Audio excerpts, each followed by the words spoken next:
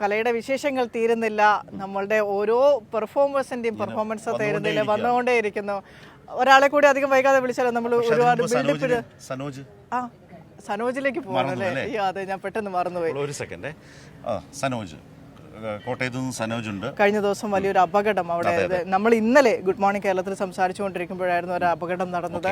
KSRTC bus കൊക്കയിലേക്ക് മറിയുന്നു. ഈ ബസ്സിന്റെ അപകടത്തിന്റെ കാരണം അതെന്താണ്? പരിശോധനകൾ. അതെ, ബ്രേക്ക് പോയതല്ല, ഡ്രൈവർ ഉറങ്ങിപ്പോയതാകാം അത്തരത്തിലൊരു അപകടം ഉണ്ടാകാൻ സാധ്യത എന്നാണ് ഇപ്പോൾ വിലയിരുത്തപ്പെടുന്നത്. അത്തരത്തിലൊരു അനുമാനത്തിലേക്ക് എത്തപ്പെടുന്നുണ്ട്. നമുക്കതിന്റെ വിശദാംശങ്ങൾ സനോജിനോട് തന്നെ ചോദിക്കാം. Sanoj, good morning.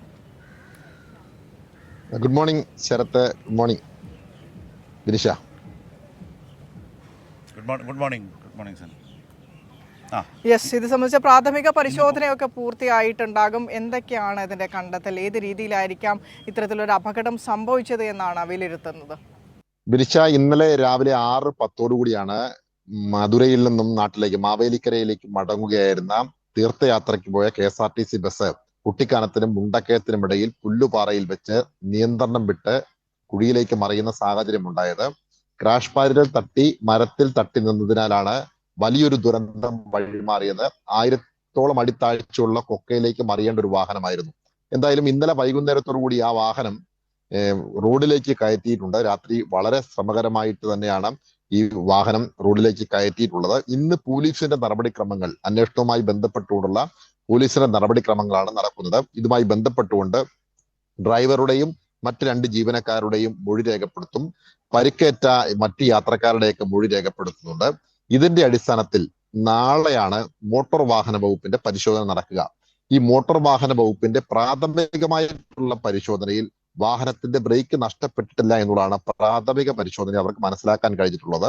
അതിന്റെ കൂടുതൽ പരിശോധനകൾ നടത്തേണ്ടത്, അത് വാഹനം റോഡിലേക്ക് കയറ്റി നിരപ്പത്തിട്ടതിന് ശേഷം മാത്രം ആണ് അതിന്റെ സംബന്ധിച്ചുള്ള കൂടുതൽ പരിശോധന നടക്കേണ്ടത്.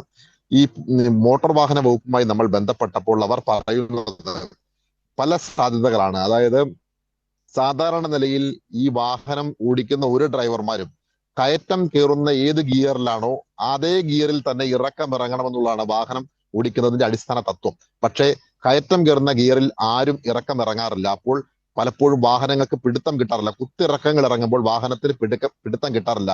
ഒരുപക്ഷെ ഈ KSRTC ബസ് ചെറിയ ഗിയറിൽ 4th ഗിയറിലോ അല്ലെങ്കിൽ 5th ഗിയറിലോ അല്ലെങ്കിൽ 3rd ഗിയറിലോ അങ്ങോട്ടേക്ക് പോകുമ്പോൾ ആ കയറ്റം കയറേണ്ടത് 1st-ഓ 2nd-ഓ ഗിയറിൽ കയറേണ്ട ഒരു കയറ്റമാണ്. പക്ഷെ ഇങ്ങോട്ട് ഇറങ്ങിയപ്പോൾ ചെറിയ ഗിയറിലായിരിക്കാം ഈ വാഹനം ഇറക്കം ഇറങ്ങി വന്നത്.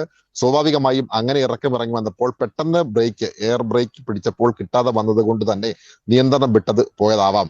അങ്ങനെ ഒരു സാധ്യതയാണ് മോട്ടോർ വാഹന വകുപ്പ് കാണുന്നത്. അതുകൊണ്ട് തന്നെയാണ് പ്രാഥമിക പരിശോധനയിൽ ബ്രേക്ക് നഷ്ടപ്പെട്ടു എന്നതിന്റെ തെളിവുകൾ അവർക്ക് കണ്ടെത്താൻ കഴിഞ്ഞിട്ടില്ല. വാഹനം റോഡിലേക്ക് കയറ്റിയിട്ട് വിശദമായ പരിശോധന നടത്തിയെങ്കിൽ മാത്രമേ അത്തരത്തിലുള്ള ഒരു നിഗമനത്തിലേക്ക് അന്തിമമായി എത്തിച്ചേരാൻ കഴിയുകയുള്ളൂ എന്നാണ് മോട്ടോർ വാഹന വകുപ്പ് ഇന്നലെ ബന്ധപ്പെട്ടപ്പോൾ